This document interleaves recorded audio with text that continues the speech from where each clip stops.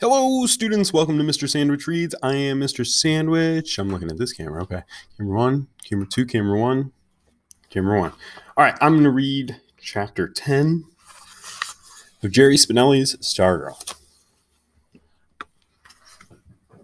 All my resistance to putting Stargirl on hot seat vanished. Okay, I said to Kevin. Let's do it. Schedule her. He started off. I grabbed his arm. Wait. Ask her first.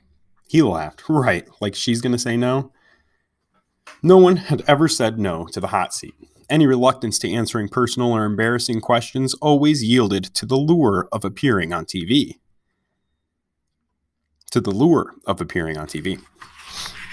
If anyone could resist that lure, I figured it would be Stargirl. That day after school, Kevin came at me, thumbs up, grinning. It's a go, she said yes. First, I was surprised. This didn't fit my impression of her. I didn't know that this was an early glimpse of something I was soon to see much more of. Behind the dazzling talents and differentness, she was far more normal than I had realized. Then I was elated. We yipped, we high-fived, we saw visions of our most popular show ever. Based on that, you could use context clues to decipher what elated means. Elated means very enthusiastic or excited. This was mid-January. We set a date of February 13th, the day before Valentine's. We wanted a full month for build-up. With my resistance now gone, I jumped in with both feet. We planned a promo campaign. We got art students to do posters. We jotted down questions for Kevin to ask in case the jury ran out. Fat chance of that happening. We didn't have to post the usual jury notice. Dozens of kids volunteered. And then things changed again.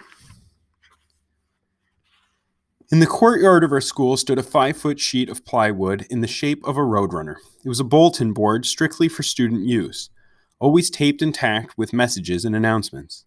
One day we found the following computer printout taped to the plywood roadrunner. I pledge allegiance to United Turtles of America and to the fruit bats of Borneo. One planet in the Milky Way, incredible, with justice and black bean burritos for all. Handwritten across the bottom were the words, "This is how she says the Pledge of Allegiance." No one had to tell us who she was. Apparently, she was overheard in homeroom as we said the pledge each morning.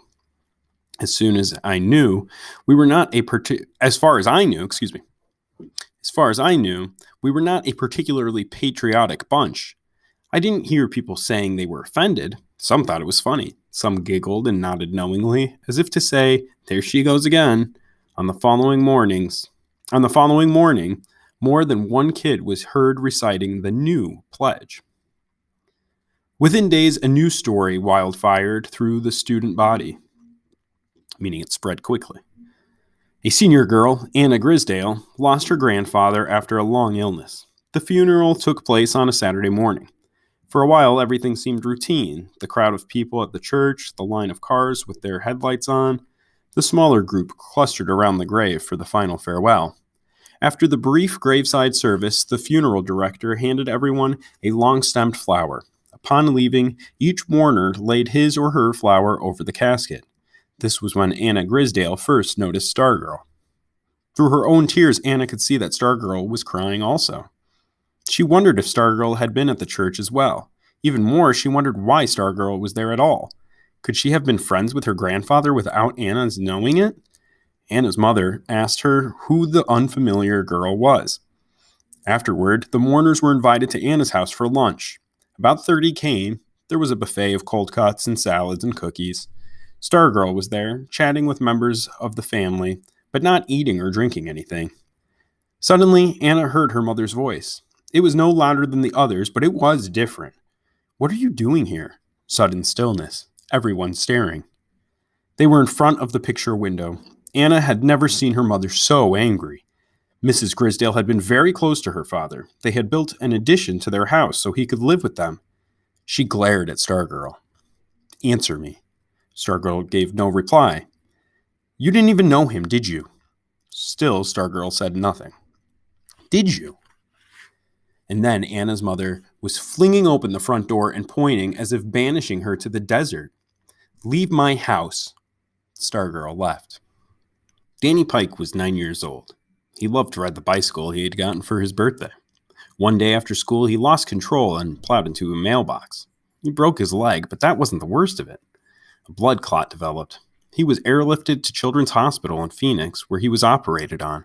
For a while, it was touch and go, but within a week, he was on his way back home. All this was reported in the Micah Times, as was the celebration when Danny arrived at his home on Pinion Lane. The 5-column photo in the Times showed Danny on his father's shoulders, surrounded by a mob of neighbors. In the foreground was a new bike and a big sign that read, "Welcome home, Danny."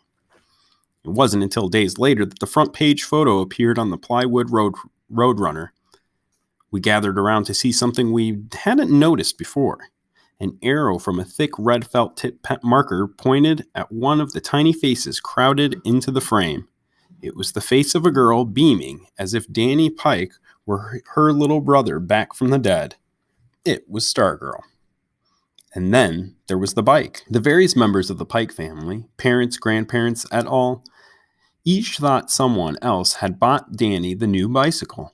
Several days went by before they discovered, to their great surprise, that none of them had.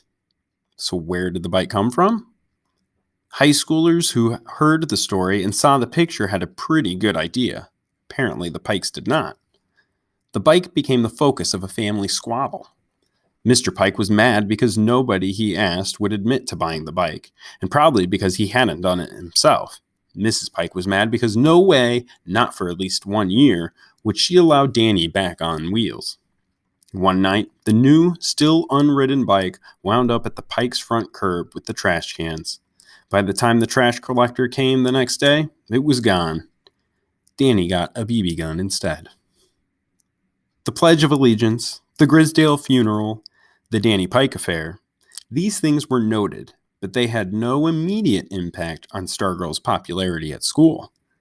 Not so with cheerleading and the boys' basketball season. We'll see what happens. So Stargirl has become popular through her antics in the football season, became a cheerleader, has been noticed, but now these other things, Danny Pike, the funeral, the Grisdale funeral, we'll see some uneasiness. We'll see what comes up here in the basketball season. Hope you enjoyed. That was Chapter 10 of Jerry Spinelli Stargirl. Keep following, and if you haven't already, please subscribe. All right, take it easy. Peace.